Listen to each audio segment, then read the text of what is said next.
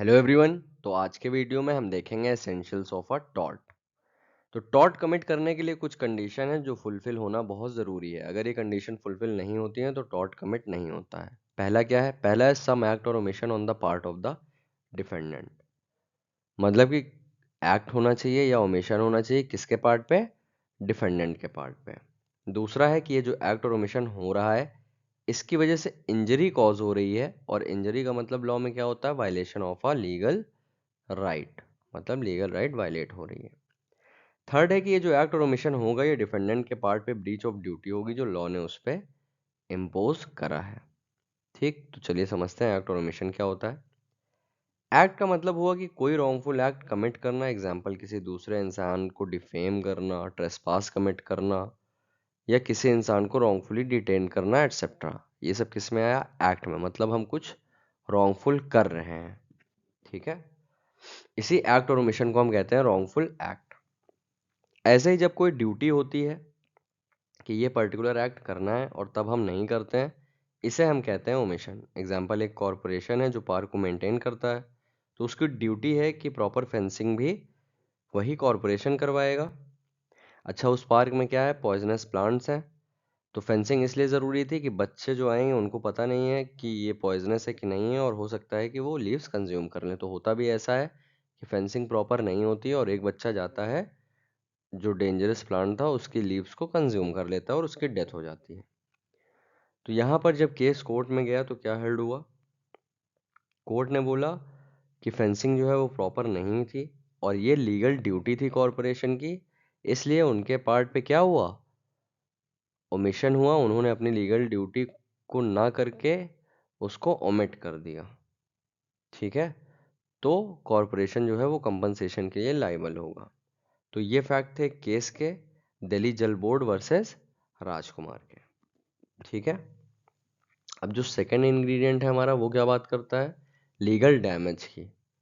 मतलब ये जो वायलेशन हो रहा है ये क्या है? ये लीगल डैमेज है। तो जब तक लीगल राइट का वायलेशन नहीं हुआ है तब तक लायबिलिटी टॉर्ट में अराइज नहीं होगी। प्लेंटिफ को प्रूव करना पड़ेगा कि उसे लीगल डैमेज हुआ है, और कैसे हुआ है? डिफेंडेंट के एक्ट से हुआ है या ओमिशन से। ठीक है, यहाँ पर अगर प्लेंटिफ नहीं प्रूव कर पाता है कि उसे लीगल इंजरी हुई है या लीगल राइट उसका वायलेट हुआ है तो उसे कंपनसेशन नहीं मिलेगा। वो कंपनसेशन के लिए लायबल नहीं होगा, ना ही टॉर्ट में कोई एक्शन अराइज होगा।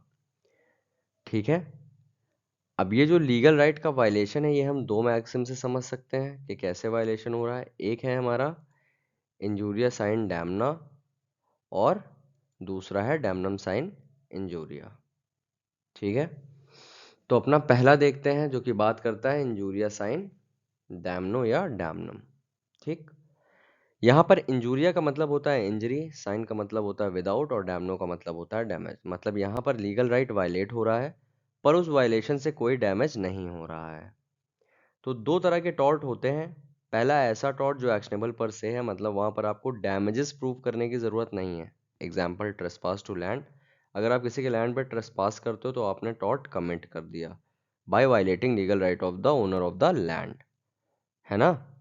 आप उसके लैंड पे गए बिना उसके परमिशन के, तो आपने उसका लीगल राइट वायलेट कर दिया। तो अब आपको कंपनसेट करना पड़ेगा उस ओनर को। और दूसरी कैटेगरी है ऐसे टॉर्ट्स जहां पर डैमेज प्रूफ करना इंपॉर्टेंट है। अगर आप डैमेज प्रूव नहीं करेंगे तो वहां पे वैलिड नहीं होगा। तो इंजूरियस साइन डैमनो जो है हमारा, ये कहाँ पे आता है? ये आता है हमारा पहली कैटेगरी में, जो कि बात करता है किसकी? कि एक्शनेबल पर से है, मतलब डैमेज प्रूव करने की जरूरत नहीं है। ठीक है, यहाँ पर सिर्फ ये प्रूव करना है कि लीगल राइट का वायलेशन हुआ है। कॉन्सिक्वेंस क्या होगा उससे हमको मतलब नहीं है, डैमेज हुआ है या नहीं हुआ ये इररिलेवेंट है, बस लीगल राइट वायलेट हुआ है तो ये मैक्सिमम अप्लाई हो जाएगा। तो इसका एक लीडिंग केस है एशबी वर्सेस वाइट का। इसमें क्या होता है? हमारा प्लेंटिफ जो होता है क्वालिफाइड वोटर होता है, पार्लियामेंट्री इलेक्शन का जाता है वोट डालने। तो जो हमारा रिटर्निंग ऑफिसर होता है आरओ, वो क्या कर देता है? मना कर देता है कि तुम्हारी वोट हम नहीं कास्ट करवाएंगे। ठीक है, अब दो कैंडिडेट होते हैं इलेक्शन में, जनरल सी चीज़ है। तो ऐश भाई हमारा जाता है किसको वोट करने? कैंडिडेट वन को। कैंडिडेट वन होता है, कैंडिडेट टू होता है। एश बाई हमारा जाता है कैंडिडेट 1 को वोट करने के लिए, तो वोट नहीं डाल पाता, रिटर्निंग ऑफिसर उसको वोट कास्ट नहीं करने देता है। लेकिन क्या होता है, जब रिजल्ट आता है तो कैंडिडेट 1 जीत जाता है, तो कंपनसेशन क्लेम करता है। ठीक है, तो कोर्ट क्या हेल्ड करता है, कोर्ट बोलता है कि लीगल राइट वायलेट हुआ है, इससे मतलब नहीं, इससे फर्क नहीं पड़ता है कि डैमेज हुआ है या नहीं हुआ है। अगर लीगल राइट का वायलेशन हुआ है तो कंपनसेशन पे करना पड़ेगा। तो यहाँ पे जो फंडामेंटल एसेंशियल है इस मैक्सिम में, वो है लीगल राइट का वायलेशन। डैमेजेस क्या है उससे कोई मतलब नहीं है, कॉन्सिक्वेंस क्या है उससे कोई मतलब नहीं है। नेक्स्ट केस है हमारा Bhim Singh versus state of Jammu and Kashmir. इसमें क्या होता है, इसमें भी फैक्ट्स ऐसे ही हैं कुछ। ठीक, हमारे एमएलए होता है, तो एमएलए को क्या होता है, जाना रहता है असेंबली अटेंड करना। ठीक है, लेकिन उसको पुलिस डिटेन कर लेती है। एमएलए रहता है, सेम फैक्ट्स हैं, अगर आप ऊपर से मैच करोगे तो वो जाता है क्या करने, अटेंड करने असेंबली, तो उसको पुलिस क्या करती है, पकड़ लेती है। तो जब उसे पुलिस पकड़ लेती है तो उसका लीगल राइट वायलेट हो जाता है असेंबली अटेंड ना करने का, है ना। वो असेंबली में नहीं पहुंच पाता है, ना उसको मजिस्ट्रेट के सामने प्रोड्यूस करते हैं, उसका आर्टिकल 21 का भी वायलेशन हो जाता है, बहुत सारे वायलेशन हो जाते हैं। ठीक है, और वो असेंबली उस दिन नहीं जा पाता है। तो यहाँ पर कोर्ट क्या कहती है, यहाँ पे कोर्ट कहती है कि लीगल राइट जो है वो वायलेट हुआ है, इससे फर्क नहीं पड़ता है कि डैमेज हुआ है या नहीं हुआ है, तो फिर इसे भी कंपनसेशन मिल जाता है। तो होप इतना क्लियर होगा। आगे देखते हैं सेकंड कैटेगरी अपनी, damnum sine injuria. Damnum sine injuria का क्या मतलब होता है, इसका मतलब होता है कि डैमेज विदाउट इंजरी, ये एक्शनेबल नहीं है क्योंकि लीगल राइट वायलेट नहीं हुआ है। कॉज ऑफ एक्शन ही नहीं अराइज होगा क्योंकि लीगल राइट का वायलेशन नहीं हुआ है। कॉज ऑफ एक्शन कब अराइज होता है, जब हमारे लीगल राइट का वायलेशन होता है, ब्रीच होता है। अगर ब्रीच नहीं हुआ है तो कॉज ऑफ एक्शन अराइज नहीं होगा। और यहाँ पर जो पार्टी हमारी है जो लॉस सफ़र करेगी वो कंपनसेशन के लिए लायबल नहीं होगी क्योंकि उसके लीगल राइट का कोई भी ब्रीच नहीं हुआ है और वो सिर्फ डैमेज सफ़र किया है। ठीक है, तो इसमें पहला केस देखते हैं अपना, जो कि है ग्लूकोस्टर ग्रामर स्कूल का केस। इसमें क्या होता है, इसमें एक प्लेंटिफ होता है।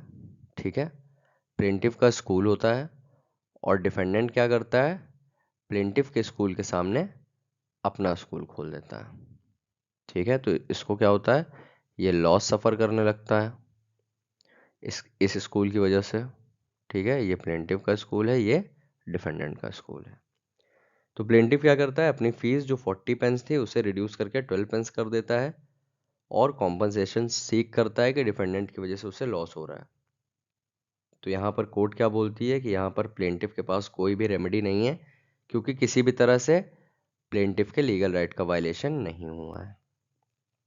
ठीक है, दूसरा केस हमारा कौन सा है, दूसरा केस है हमारा टाउन एरिया कमेटी वर्सेस प्रभु दयाल। तो इस केस में क्या होता है, प्लेंटिफ एक बिल्डिंग कंस्ट्रक्ट करता है और उस बिल्डिंग में जो बिल्डिंग की स्पेस होती है वो इलीगल होती है और वहाँ पे 16 शॉप्स कंस्ट्रक्ट कर देता है, एक पूरी बिल्डिंग कंस्ट्रक्ट कर देता है। तो जो प्लेंटिफ का कंस्ट्रक्शन होता है वो इलीगल होता है। तो डिफेंडेंट क्या करता है, मैलिशियसली प्लेंटिफ की बिल्डिंग को गिरा देता है। अब प्लेंटिफ कंपनसेशन क्लेम करता है कि डिफेंडेंट का जो एक्शन था वो मैलाफाइड था और इलीगल था। कोर्ट ने बोला कि यहाँ पर प्लेंटिफ को इंजरी नहीं हुई है, उसके लीगल राइट का वायलेशन नहीं हुआ है क्योंकि वो खुद जहाँ पर उसने लैंड बनाया है वो क्या है, वो इलीगल है, तो इसे कंपनसेशन नहीं दिया जाता है। ठीक है, इसको आप लिख करके नोट्स बना सकते हैं। अब कुछ केसेस हैं जो इसमें स्लाइड में तो नहीं है लेकिन वन बाय वन देख लेते हैं और लिख देते हैं यहाँ पर, तो आपको साइटेशन पता रहेगा केस का नाम। ठीक है, इसमें एक केस था, कौन सा, grant versus Australian knitting mills. ठीक, इसमें क्या बोला गया, इसमें बोला गया कि अगर एक इंसान है और अपना लीगल राइट एक्सरसाइज कर रहा है वो, और उसने कोई इंजरी कर दी, ठीक है, तो जिसके साथ जिसकी इंजरी हुई है, मतलब जो हमारा प्लेंटिफ है जिससे लॉस हुआ है, वो कंपनसेशन के लिए लायबल नहीं होगा क्योंकि जो हमारा पहला इंसान था वो क्या कर रहा था, वो अपने लीगल राइट को एक्सरसाइज कर रहा था। ठीक है, इसमें एक केस और है, स्लाइड में काफी केस लिखना छूट गया है। Mogul steamship company, Mogul steamship company versus McGregor Gow and company.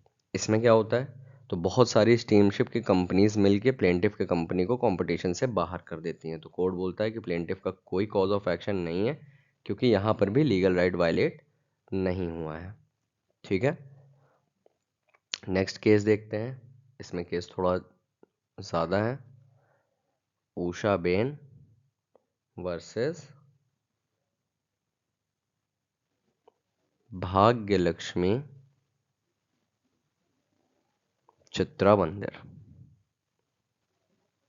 ठीक, इसके फैक्ट समझिए कि ये क्या है। तो इसमें प्लेंटिफ सू करता है सीकिंग परमानेंट इंजंक्शन डिफेंडेंट के अगेंस्ट, कि जो मूवी है जय संतोषी माँ के नाम से उसे नहीं दिखाया जाना चाहिए, क्योंकि उसमें दिखाया गया है कि गॉडेस सरस्वती, लक्ष्मी और पार्वती अपने आप में जलती हैं और उनका बहुत मजाक बना। तो कोर्ट ने इस केस में बोला कि रिलीजियस फीलिंग हर्ट होना लीगल रॉन्ग नहीं है और इसमें किसी भी तरह से लीगल राइट वायलेट नहीं हो रहा है। तो इस बेसिस पे इंजंक्शन की रिक्वेस्ट को रिजेक्ट कर दिया गया और कोई भी डिसीजन इसमें नहीं लिया गया। लास्ट केस हमारा जो आज का है वो कौन सा है, mayor of Bradford corporation, mayor of Bradford corporation versus pickles. ठीक है, इसमें क्या बोला गया, इसमें बोला गया कि अगर हार्म मैलिशियसली भी किया गया है, जैसा कि हमारे टाउन एरिया वर्सेस प्रभु दयाल में करा जा रहा था, तो भी डिफेंडेंट लायबल नहीं होगा अनटिल एंड अनलेस प्लेंटिफ जो है हमारा वो ये प्रूव कर दे कि उसका लीगल राइट जो है वो वायलेट हुआ है। ठीक है, तो ये होप आपको क्लियर होगा, छोटा सा नहीं, काफ़ी बड़ा हो गया वीडियो 12 मिनट्स का। तो मिलते हैं अगले वीडियो में।